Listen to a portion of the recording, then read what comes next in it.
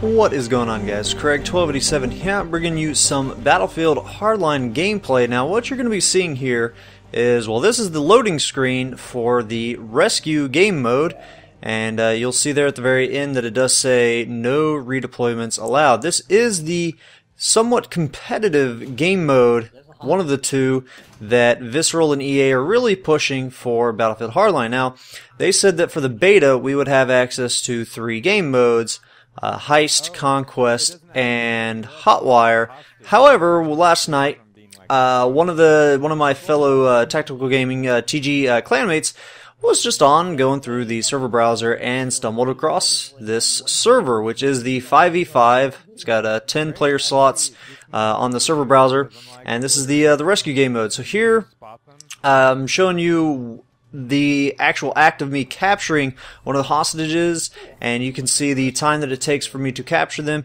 And you'll see that I also was moving pretty quickly, which we were surprised by. Now, you'll see him carrying one of the hostages. He's moving around. It doesn't seem like there is any reduced movement speed when carrying this hostage. As for the hitboxes, it doesn't seem like anything changed either. And obviously, this is, this could all potentially be changed. This is, well, first of all, a beta, but in addition to that, this was not even a mode that was guaranteed, that was told to us, that the game mode would be in this beta for us to actually test. So this could be a slip up by Visceral or EA, but because we gained access to it, we just thought it was pretty cool. What you're seeing here is an actual one of the legit rounds that we actually tried out, and it's just 2v2. There were only 4 of us that were awake at this time of the night. It was pretty late at night, and yeah, so we noticed that the actual server, or this server, it was actually cycling through the maps. So we'll actually get into the downtown version of this rescue mode, and we never did get to the bank heist one. I don't know if it was in the rotation, but it was taking so long for these to go through the rounds because there was just the 4 of us. It was taking a good bit, so we never did get it to show the bank heist mode. But you do get to see the downtown one, and I do show the map layout. You guys can see how big it is, and I'll run through it so you guys can see all of the map space that is actually allocated to this game mode.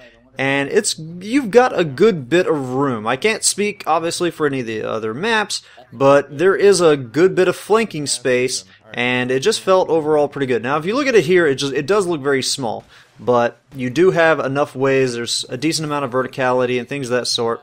So here in the first bit of the round, we just decided, we'll walk around and see what is available. And as you'll see here in a little bit, in the building that the hostages are located in, we can actually go up in the elevators, whether you're the police trying to rescue the hostages or the criminals, the villains, who are trying to keep them held hostage. So you can take this.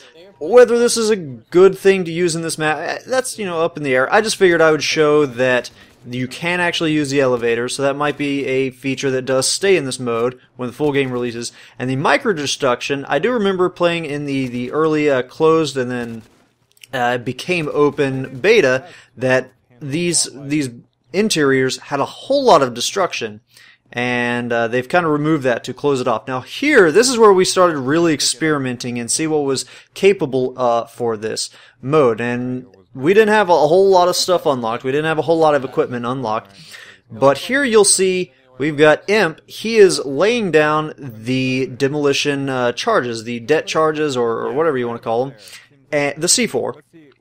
And you'll notice that when he places them near where the hostage area is, they're blinking red.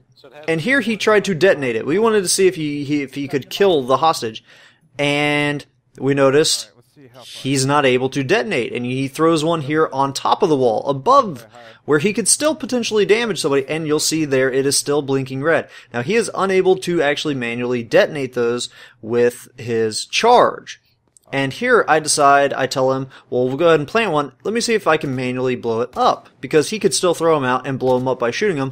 And I'm like, well, maybe that's just a thing with them in the game. I actually haven't tried blowing those up. I've done it to the laser trip mines, but not to C4 or the demolition charges. And here I do, while the animation isn't there, you'll see explosive destroyed. It's gone. I was able to shoot it and blow it up. So even if you are the criminals and you plant those det charges on the hostages, you can't just shoot them to detonate them. While we didn't test it, I would imagine throwing your own grenades and things like that would not set them off either. It seems like they are just unset-offable. Now you can go and still retrieve them, so if you accidentally place them there, you can retrieve them and replace them somewhere that will detonate them there.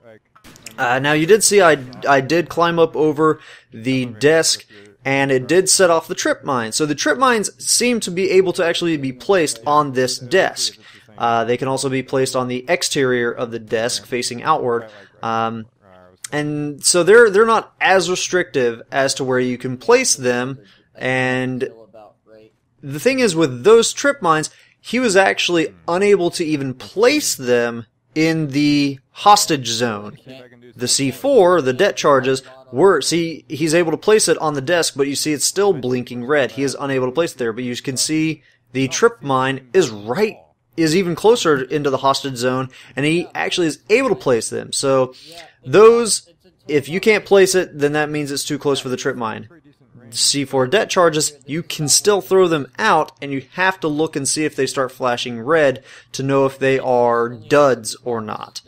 So that was just pretty interesting, messing with that. Pretty weird things. Obviously, this is only for this map and those locations, and again, any of this could be changed. I'm sure Visceral will still patch this and increase these ranges, decrease these ranges, and all that kind of stuff. But and then for each specific map, it'll have its own. Not every map is going to have the hostages hidden here behind these desks. Obviously, you saw in Dust Bowl, they were inside of a garage and things like that. Now, we did mess around with this just to see if we could place the radio phone, the satellite phone, in the hostage zone, even though it's completely useless in this mode because there are no respawns, and I did place it there and we left it over a round after we had died. I wouldn't be able to spawn directly on it, so that's not something that you can do, so it's completely useless. But then we started messing again with some of the things that we happen to have already unlocked, and if you throw the toxic gas, the tear gas or whatever it is, if you don't have the gas mask and you're on the objective, on the hostage, it will hurt you. Same with the fire, and it seems like that it lasts the same amount of time and it has the same range. So, and that was all the things that we really had that we could test that would have any effect with this mode, that would really affect it. And then this is just an extra little tip. We saw that these were out here where people are trying to approach the hostage area, and I was just curious how much damage they dealt, so I have them stand on both sides. I shot it. I asked them what damage they took. You'll see here when I spot them, you'll see their damage. It didn't do that much. Both of them said that it did 9 damage to them. They were both at 91 after that blew up. So those little obstacles don't really seem like an effective means of killing your victims, but they do seem like not the best cover because they are so easily destroyable. Or destructible, whatever. Yeah, it's very late. This is very, very late. I'm actually putting this video together after we were rocking this out. So there you guys have it. That's all the stuff that we tested, and that's all the stuff that we know with this mode. And again, any of this could easily change because this is not a mode that was even supposed to be accessible to us in the beta. So I hope you guys have enjoyed this little sneak peek, I guess you could call it, at the Rescue game mode and some of the testing that we've done. If you guys have messed around and you figured out anything, please do share it in the comments down below. Other than that, I hope you guys enjoyed all of it. Have a good one. Ta-ta.